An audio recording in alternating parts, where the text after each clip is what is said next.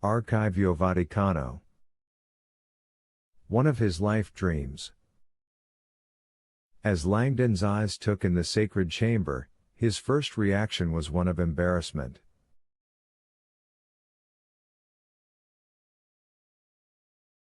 He realized what a callow romantic he was. The images he had held for so many years of this room could not have been more inaccurate.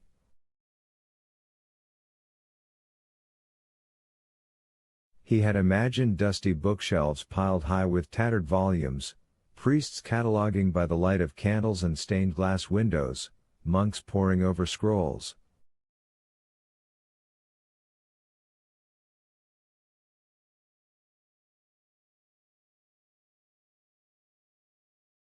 Not even close. At first glance the room appeared to be a darkened airline hangar in which someone had built a dozen free-standing racquetball courts.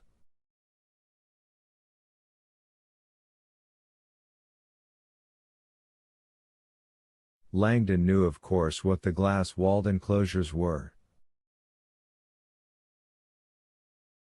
He was not surprised to see them. Humidity and heat eroded ancient vellums and parchments, and proper preservation required hermetic vaults like these airtight cubicles that kept out humidity and natural acids in the air.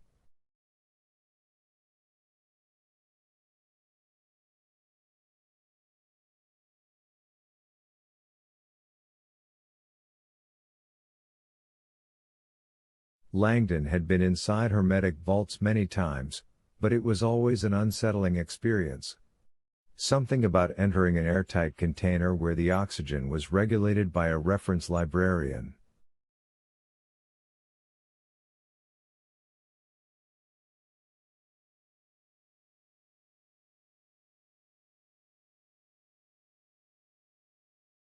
The vaults were dark, ghostly even, faintly outlined by tiny dome lights at the end of each stack.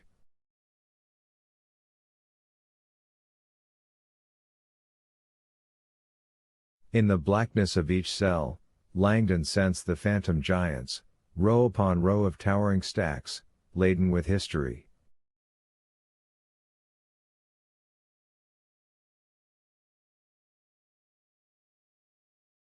This was one hell of a collection. Vittoria also seemed dazzled.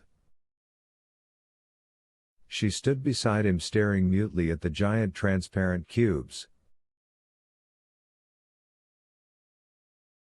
Time was short, and Langdon wasted none of it scanning the dimly lit room for a book catalog, a bound encyclopedia that catalogued the library's collection.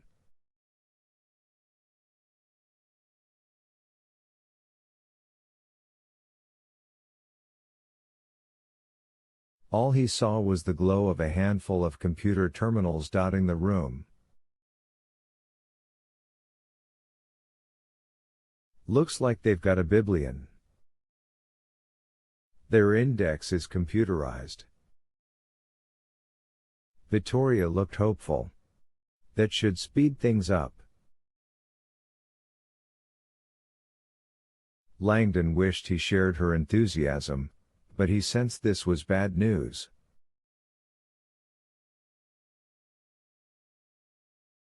He walked to a terminal and began typing. His fears were instantly confirmed.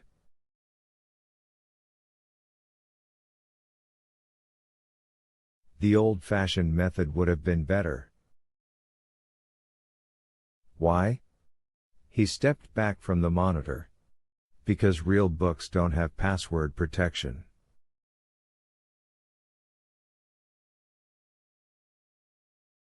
I don't suppose physicists are natural-born hackers? Vittoria shook her head. I can open oysters, that's about it. Langdon took a deep breath and turned to face the eerie collection of diaphanous vaults.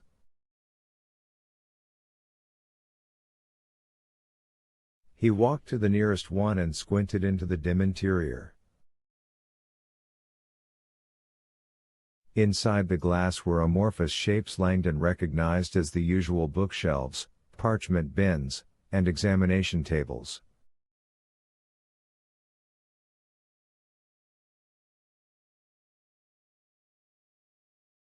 He looked up at the indicator tabs glowing at the end of each stack. As in all libraries, the tabs indicated the contents of that row. He read the headings as he moved down the transparent barrier. Pietro il Eremito, La Crociate, Urbano to Levant.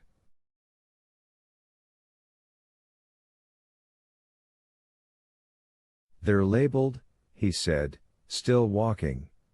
But it's not Alpha Author.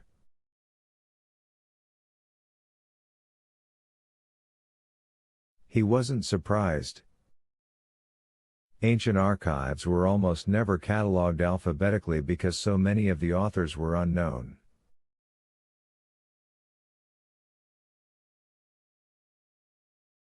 Titles didn't work either because many historical documents were untitled letters or parchment fragments.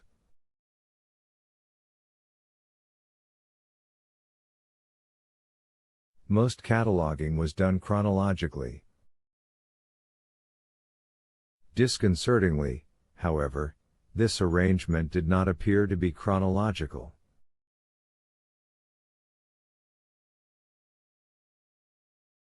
Langdon felt precious time already slipping away. Looks like the Vatican has its own system.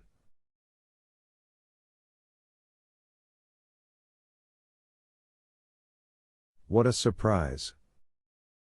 He examined the labels again.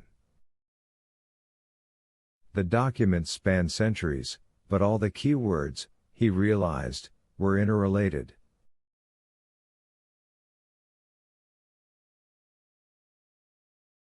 I think it's a thematic classification. Thematic? Vittoria said, sounding like a disapproving scientist.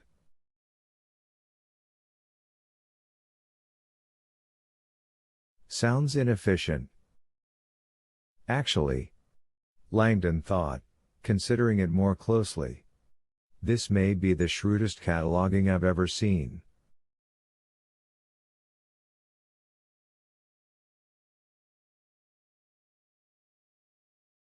He had always urged his students to understand the overall tones and motifs of an artistic period rather than getting lost in the minutiae of dates and specific works.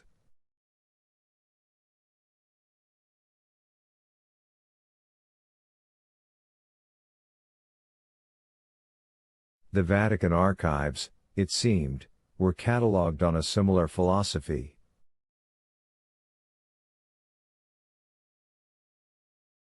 Broad strokes. Everything in this vault, Langdon said, feeling more confident now, centuries of material, has to do with the Crusades. That's this vault's theme.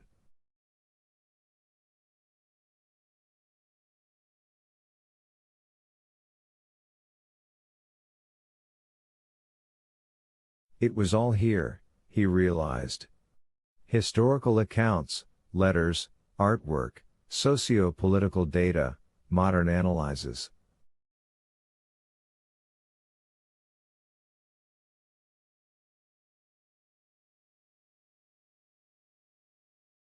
All in one place. Encouraging a deeper understanding of a topic.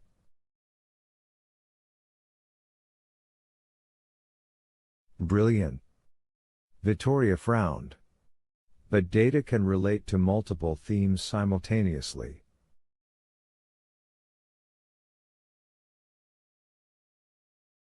Which is why they cross-reference with proxy markers. Langdon pointed through the glass to the colorful plastic tabs inserted among the documents.